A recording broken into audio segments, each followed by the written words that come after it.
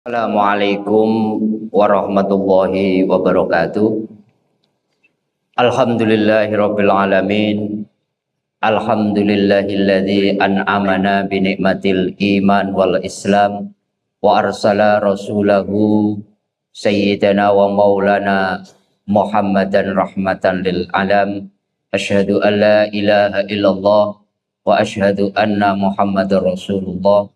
Allahumma salli wa sallim wa barik ala sayyidina wa maulana Muhammadin wa ala alihi wa ashabihi ajmain. Rabbi shrah li sadri wa yassir li amri wahlul 'uqdatam min lisani yafqahu qawli, amma ba'd.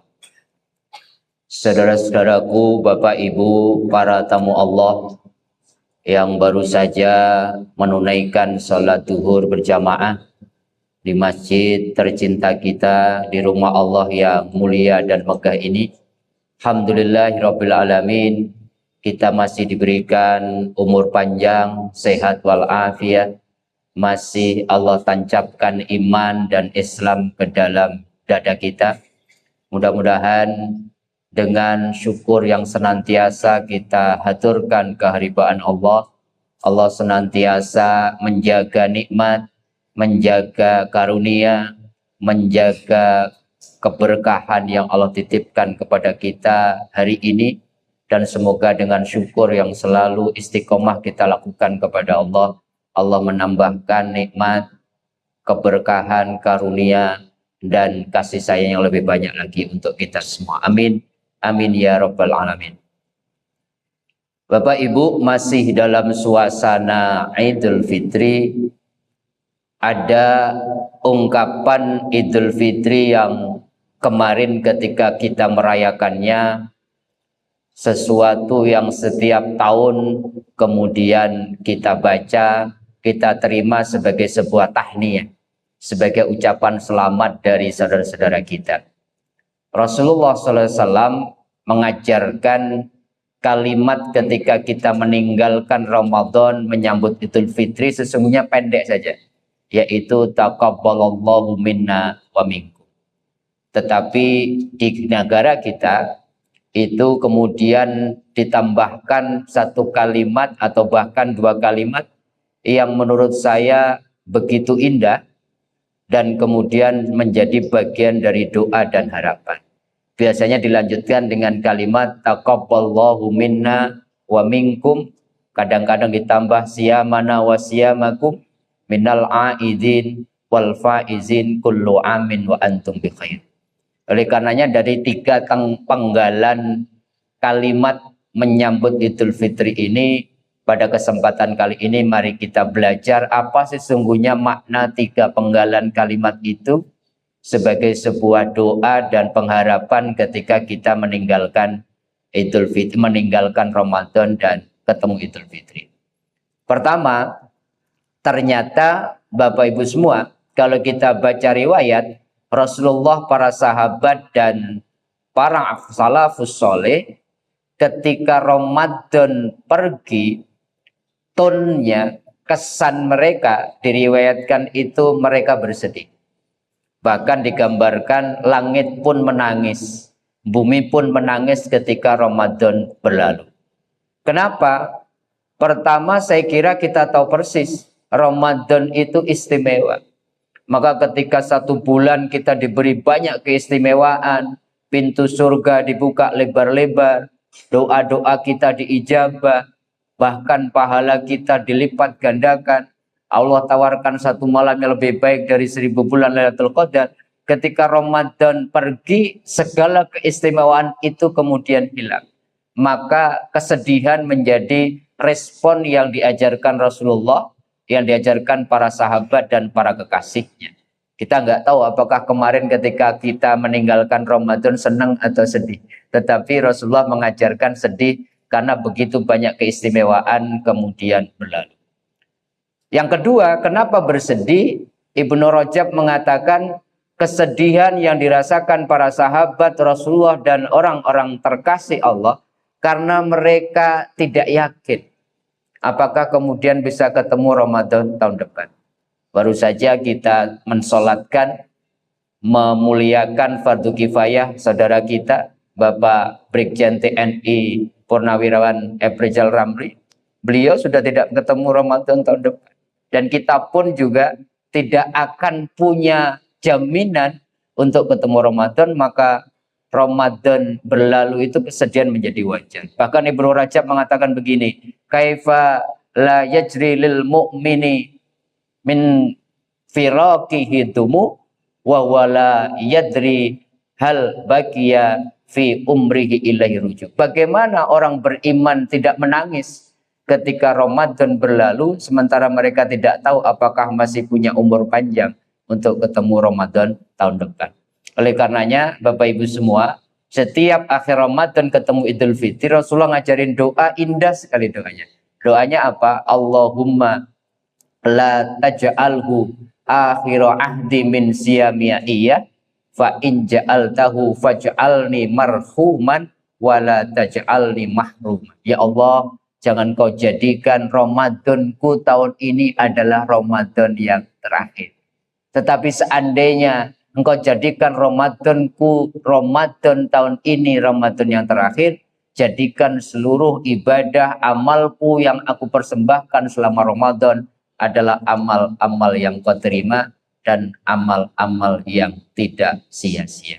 Nah, mudah-mudahan amal-amal kita, Bapak Ibu semua, tarawih kita, puasa kita, tadarus Al-Quran kita, iktikaf kita, berbagi kita, dan apapun yang kita lakukan kemarin untuk memulaikan Ramadan, termasuk amalan mutaqabbala, termasuk amal-amal yang diterima oleh Allah, dan semoga Allah berikan kita umur panjang untuk ketemu bulan Ramadan tahun depan. Maka taqabbalallahu minna wa minkum sebagai bagian dari maknanya yang ini, bahwa kita sedih, kita berharap Allah mau menerima seluruh amalan kita dan diberi umur panjang untuk Ramadan tahun depan. Yang kedua, ada penggalan minal aidin. Apa makna minal aidin? Minal aidin itu maknanya semoga kita termasuk orang-orang yang kembali. Kembali kemana? Maka sebutnya Idul Fitri. Kembali fitrah lagi. Karena apa? Karena Rasulullah menjanjikan man shoma Ramadhana imanan wahtisaban ghufira lahu ma taqaddama min dambi kayaumin waladathu ummu. Barang siapa menjalani Ramadannya dengan kesungguhan, hanya mengharapkan ridho Allah, apakah ketika menjalankan ibadah puasa, menghidupkan malamnya dengan taraweh, tadarus Al-Quran, semua karena Allah, maka di akhir Ramadan nanti kita diampuni dosa-dosa kita seperti bayi yang baru dilahirkan dari rahim ibu kita. Maka disebut Idul Fitri karena rujukannya adalah kullu mauludin yuladu alal fitrah. Setiap bayi yang lahir itu kondisinya fitri. Fitri itu murni, seperti kertas putih kosong lagi. Dan kita berharap kemarin ketika kita mendapatkan ucapan minal aidin, betul-betul orang-orang yang dikembalikan oleh Allah dalam kondisi bersih, bening, suci lagi karena terampuni dosa-dosa kita. Amin. Amin ya rabbal alamin. Tetapi ternyata doanya kita memohon lagi. Bukan sekadar minal aidin tapi minal faizin. Kenapa disebut minal faizin? Karena mudah-mudahan ya Allah kami termasuk orang-orang yang beruntung. Orang-orang yang sukses. Sukses apa? Ramadan selama 1 bulan itu kita perang. Perang melawan siapa? Perang melawan hawa nafsu kita. Maka ibadah puasa itu kan ibadah yang ditawarkan Allah agar kita punya metode, punya latihan selama 1 bulan penuh melawan keinginan hawa nafsu. Maka para ulama secara sederhana menggambarkan puasa adalah latihan untuk menang melawan hawa nafsu kita. Maka puasa maknanya imsak. Bagaimana kemudian kita punya pertahanan diri yang kuat, pengendalian diri yang kuat, sehingga hidup kita bukan ngikutin keinginan hawa nafsu. Tapi selama sebulan kemarin kita latihan ngikutin keinginan Allah dan bukan ngikutin keinginan hawa nafsu kita. Maka apakah doa kita minal faizin kemudian diijabah atau tidak? Dicek sekarang.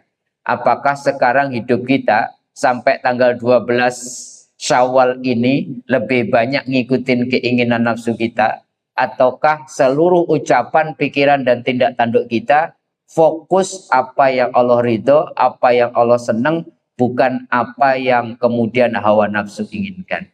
Kalau pengendalian diri kita semakin bagus, kita bisa menang jihad akbar dengan jihad nafsu kita, berarti minal faizin kita dapatkan. Tetapi ternyata kalau ternyata habis bulan Ramadan, Syawal datang, kemudian kita masih kembali ke mode awal seperti mode sebelum Ramadan, apa yang kita inginkan kita lakukan, nggak peduli apakah itu Allah ridho atau tidak, berarti sesungguhnya Ramadan kemarin kita Ramadan yang gagal. Oleh karenanya, kalaulah kemudian kita termasuk minal aidin wal faizin, ternyata nggak cukup Bapak Ibu. Ternyata alhamdulillah ya Allah, saya engkau sucikan dari dosa-dosa. Ya Allah, ternyata saya menang menjadi lebih baik ngikutin Allah dibandingkan ngikutin hawa nafsu. Ternyata nggak cukup. Menjadi orang baik nggak cukup.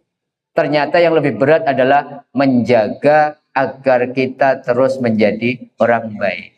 Maka doanya dilanjutkan dengan kalimat kullu amin wa antum bi khair. Ya Allah, semoga selama setahun ke depan sampai ketemu Ramadan, saya bisa menjadi orang yang istiqomah, menjaga apa-apa yang sudah saya mulai selama Ramadan.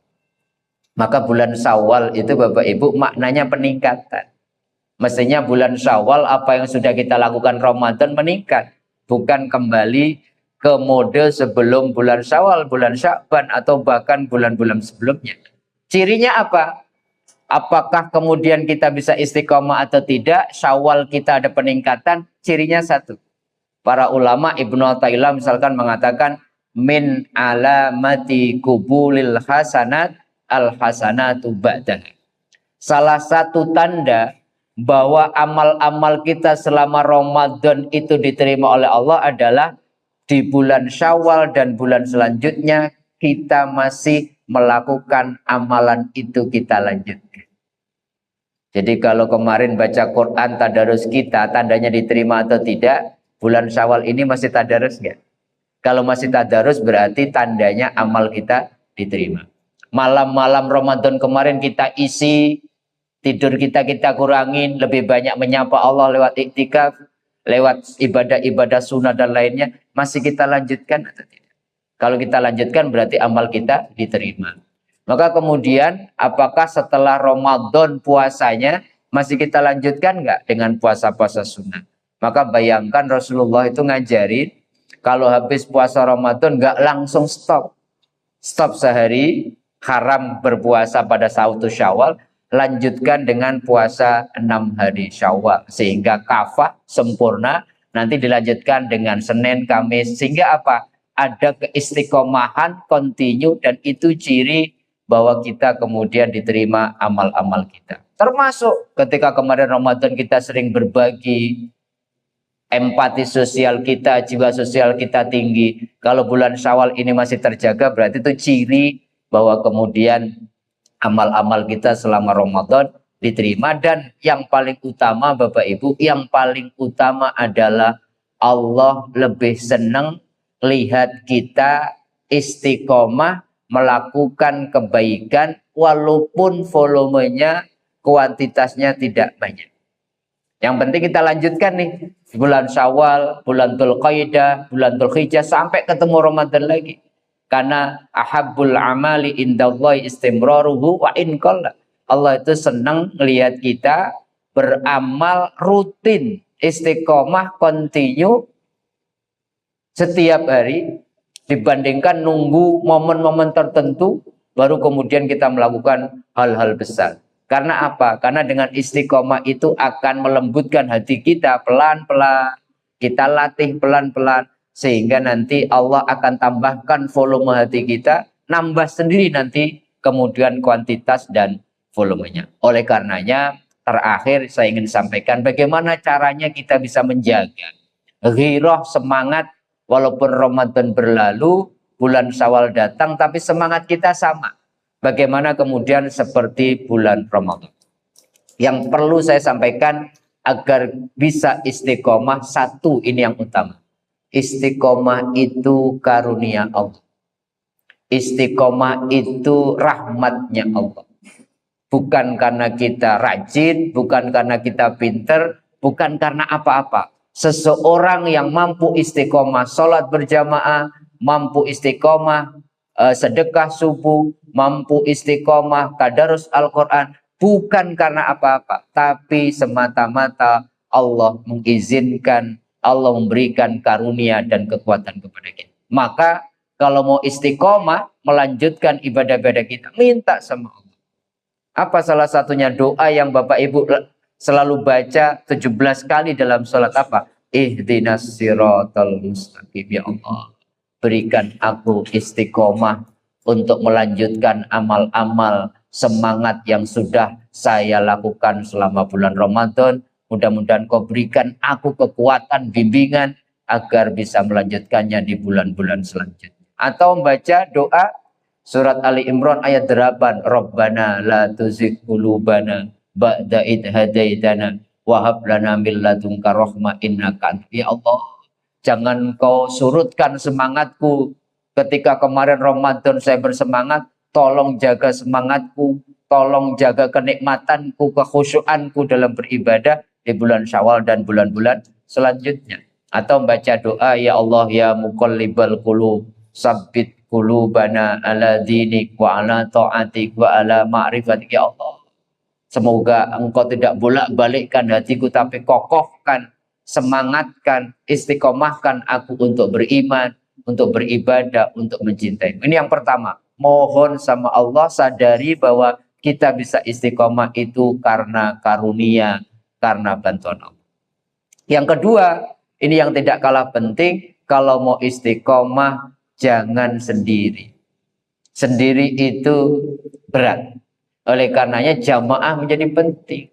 Rasulullah mengatakan alaikum bil jamaah. Hendaklah kalian itu cari teman, cari circle yang saling menguatkan istiqomah kita. Karena apa? Fa innama dzi'bu la ya'kulu bil qasiyah. Karena serigala itu tidak pernah makan kecuali dombanya sendirian.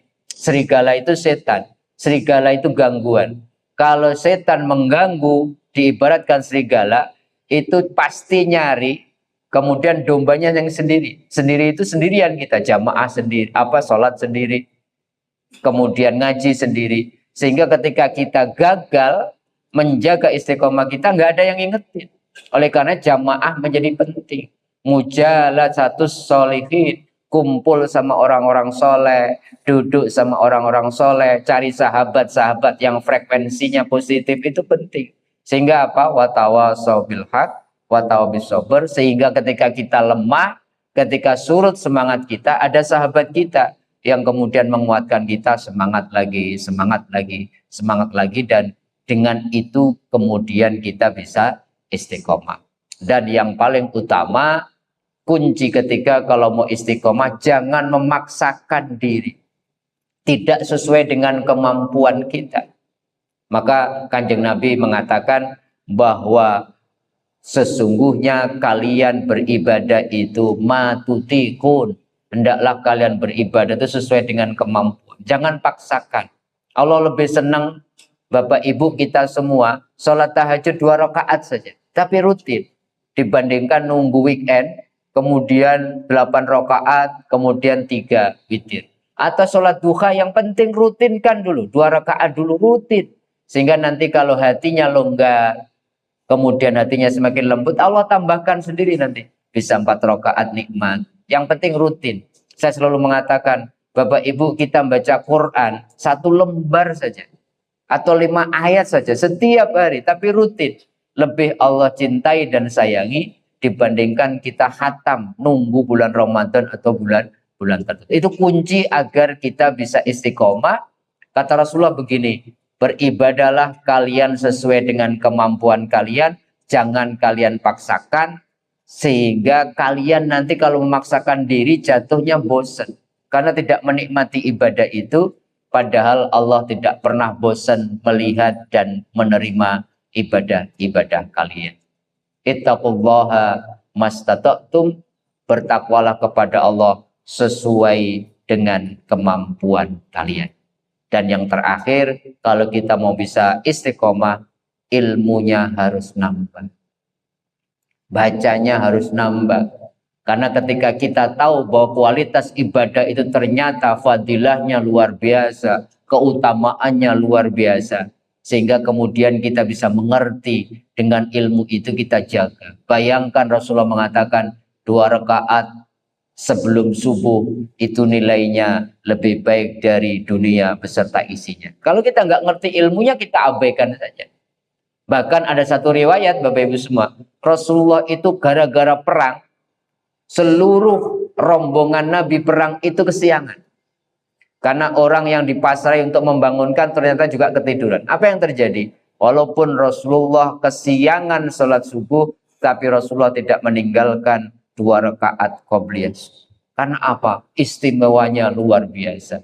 Bapak Ibu kalau tahu istimewanya, habis sholat subuh kita berzikir 75 menit kurang lebih sampai syuruk, dan kemudian kita 2 rakaat sholat syuruk, maka nilainya sama dengan haji secara sempurna, hajat tamat. Artinya apa? Artinya kalau kita ngerti ilmu, betapa Quran itu yang kita baca akan menjadi penolong kita, akan menjadi pembela kita di akhirat. Ketika kita sedekah, malaikat langsung kemudian mengangkat tangannya dan mengatakan, ya Allah, berikan orang yang memulai hari paginya dengan sedekah, dengan ganti yang terbaik. Itu semua menjadikan kita istiqomah kalau kita ngerti ilmu apa yang kita kerjakan, itu betapa istimewanya. Oleh karenanya mudah-mudahan Bapak Ibu, dengan 12 Syawal, mumpung baru kita 12 hari meninggalkan bulan Ramadan, semangat kita insya Allah masih ada. Mohon kepada Allah mudah-mudahan semangat ini tidak surut, syukur-syukur kemudian kita bisa jaga, dan syukur-syukur Syawal ada peningkatan, sehingga kita berdoa kepada Allah bersama-sama mudah-mudahan di bulan Syawal ini seluruh ibadah-ibadah kita yang telah kita kerjakan selama Ramadan kita bisa jaga, dan kemudian kita bisa tingkatkan, dan insya Allah kita diberikan umur panjang untuk bisa ketemu Ramadan tahun depan dengan keistiqomahan menjaga ibadah-ibadah yang telah kita lakukan. Amin. Amin ya rabbal alamin. Mudah-mudahan ada manfaatnya. Kurang lebihnya mohon dibukakan maaf. Wal mu'afu minkum. Wassalamualaikum warahmatullahi wabarakatuh. Subhanaka Allahumma bihamdika asyhadu an la ilaha illa anta astaghfiruka wa atubu